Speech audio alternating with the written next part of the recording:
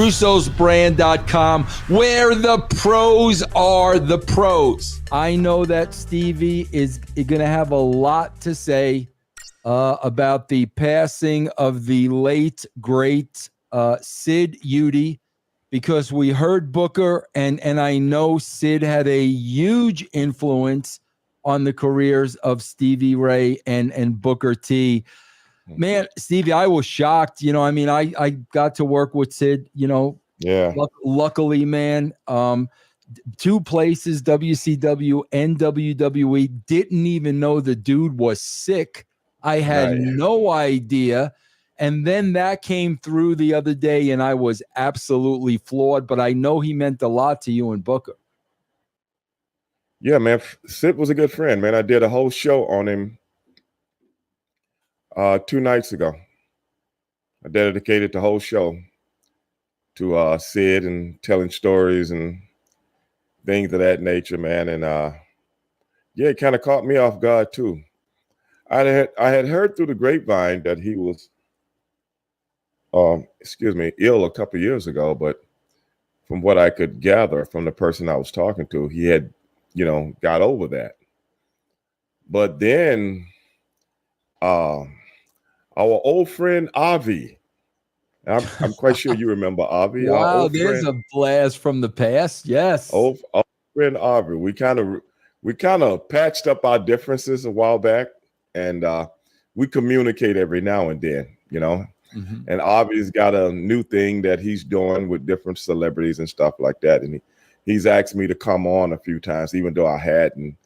And I remember once he sent me a deal showing me some of the different people that had been on the show. And I saw Sid on there. And I called him up and I was like, man, Sid was on your show. And he was like, yeah, man, we had a good time. And what he does is invite different celebrities on, and it's like a contest between like 2-3 different celebrities from all walks of life. Really good thing. It's doing really, really good. I don't know if you're aware of it, but and I asked him when I heard the news about Sid, I called him back and I said, when was that thing that you did with Sid? He said, I was a couple of months ago, man. And he said, I had been trying to get him on, and he kept declining because, he said it didn't feel good, or like he had a cold or something like that. And I guess he finally got him on, and he said they were talking, and he mentioned my name, and he said Sid just lit up. You know what I'm saying? He said he lit up like, hey, Big Stevie. I called Avi. He actually texted me and was like, hey, man, I'm sorry for your loss. I know y'all was cool. And I was like, man, would you like to come on and say a couple of words about Sid? Because you're one of the last people I know that talked to him, other than one other friend of mine who's seen him at the Russo, some kind of convention they had for WWE pay-per-view the last few weeks. You know what I'm talking about? SummerSlam, I guess? Yeah, I guess so. Yeah. Yeah, and I guess he was there. And a friend of mine saw him there and was talking to him. And he said he looked cool. But I don't know. So I brought Avi on to say a few words about him, that conversation that they had, so on and so forth. And I was telling a few stories about how I met Sid. Because actually, Avi asked me, how did you and your brother hook up with Sid in Global when you guys were in Global? So I gave him the whole story, man. That was unbelievable within itself. I hadn't thought about that story in a long time, but I told people how that whole thing went down, and so on and so forth. One thing led to another, and we end up going into WCW with Sid Vicious. That's proteges. What was the meeting? Can you tell me a little bit about it? Well, man, I kind of leave that kind of stuff to my show, the straight shooting with, what I'm saying. There's certain things that I can't talk on other podcasts. You know how we do things, People always want me to come on and talk about different. You're going to kayfabe me. Okay, I'll give you a little bit of it. Okay, just a little. I'll give you a little bit of it. Me and my brother was in Global. Everybody remember the Ebony experience from Global, Stevie Ray and Booker T. We get a call one day, that said Sid Vicious wants to talk to you guys, man. So somebody gave us his number, or I don't know if we gave him his. I don't know. We ended up talking to each other on the phone. He was like, "Hey man, I've been watching you guys, and hey man, I've been telling them about you guys up here. They're watching you up here." So I told them I'll come down and scout you guys, see what you guys like. So I was like, okay, and he said, I'll be getting back with you. So then, we used to go up to Dallas on Fridays to tape the TV shows and stuff like that. And somebody came to us and was like, hey man, next week Sid Vicious is gonna come down and wants to work with you guys. And we was like, okay. So the next week came. I think we talked to Sid maybe that week or something like that. And say, I'm coming down, so on and so forth. So we come down. And like I was telling the guys the other night, I can't remember if the match was dark or not, because we're trying to figure out. Wait a minute, this guy works on television, on WCW. How is he going to come down to Global? You know what I'm saying, and work with us? And we do a television show on ESPN. Isn't that, I'm not trying to get into the matrix of it, but, we're still greenhorns at that time. We don't really know how the television thing works. So we go up to Dallas. We meet Sid and his partner he's got with him, big guy, another big guy. And we're going to be working with y'all tonight, man. I want you to see how y'all move, this, that, and the other, blah, blah, blah. Say, cool. So his friend is named Johnny Rotten. Never seen him before, don't know who he is, and here comes, I can't remember who was the booker at that time. Was it Manny Fernandez? I think it was Manny. I can't remember now. Might have been Manny, might not have been. But so don't quote me on that. But anyway, whoever had the book was like, yeah, man, y'all gonna work together, blah, blah, blah, this, that, and the other. So we go over the match in the dressing room. Like we do. Like I said, I told the people the other night, I'm exposing the business right now. We go over the match. We get in the ring. We start doing our stuff. Everybody booing because me and my brother are over as baby faces. We are over. And Sid and his partner walks out. The people booing him and everything, man. It's like, okay, this is hyped. This is hype. We're working with the great Sid Vicious, man. You know what I'm saying? So we get in and do some spots, this, that, and the other. Then Sid would tag in Johnny Rotten. And Johnny Rotten would come in and get like an arm bar or twist the arm. That's it, and then tag out to Sid, right?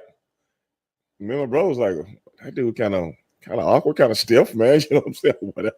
So we do a few more spots with Sid. It was more messing with the crowd than anything because the people was, we do a little something and they go crazy, so on and so forth. Sid would get heat on us and then tag in Johnny Rotten. Johnny would come in and get the arm again, you know what I'm saying? And we're selling and blah, blah, blah. Then he tagged out to Sid. So this is kind of getting, okay, this guy don't do very much, man. You know what I'm saying? Yeah, so you're pretty much saying Johnny was rotten, pretty much. Well, not at that time, okay? Okay. We're like, maybe just green and don't really, I don't know at that time. It's kind of hard to figure out. But anyway, we finished the match. We had a decent match, man, but it was mostly just one-sided with Sid. We finished the match. I think we went over on them because we were so over. Then, man, we go in the back and like, hey, man, appreciate that. Boy, that was nice. This, that, and the other. Crowd was going crazy, this, that, and the other. So my brother was like, hey, Johnny, man, how long you been in the business, man? And Johnny's like, oh, man, I'm not a wrestler, man. I just came down here with Sid. Oh, my God. Are you kidding me, bro? Are you kidding me? And he had on the same thing that Sid wears. You know how Sid wears the long boots, boots and the trunks and stuff like that. He had the same thing on. They look like a tag team. And the guy was about 6'5", you know what I'm saying, about 270, and then Sid goes, oh, no, he's not a wrestler. That's just my friend. We grew up together. Oh, my God. I've never heard anything like that in my life. My God. And I just taught him a couple of moves in the parking lot, man, because since he was coming down there, I didn't have anybody to tag with, so I brought only Sid Vicious could pull something like that off. Oh, my God. That's and the office never asked the guy, do you work or whatever? Yeah. If Sid said he's a wrestler, he's a wrestler. Oh, my God. That's incredible. That's incredible. But his real name was, I think his name was Johnny because years after that, he would come around every now and then. You know, some different times we seen Sid, because him and Sid, I guess they were super tight. They grew up together. You know what I'm saying? Guy was like a electrical engineer or something like that. Oh my God, that's too much. That is. This is a true story. This is a true story, man. Never did any wrestling in his life until that night because Sid. So that was the first encounter you had with Sid. Oh my gosh, that's too much. That's when I knew this guy's like a pit bull. When he wants something done, it's going to get done, man. You know. Yeah. Oh my God, that's a true story, Vince. That is great. That's a true story. Yeah. So you guys remain pretty much close through WCW and whatnot. Oh yeah. Yeah. Oh yeah, man. I mean, even after everything was over with, I remember when Sid broke his leg and he had to pretty much stop wrestling. You remember that? Oh yeah. And we did a couple of tours overseas together with some people. You know what I'm saying?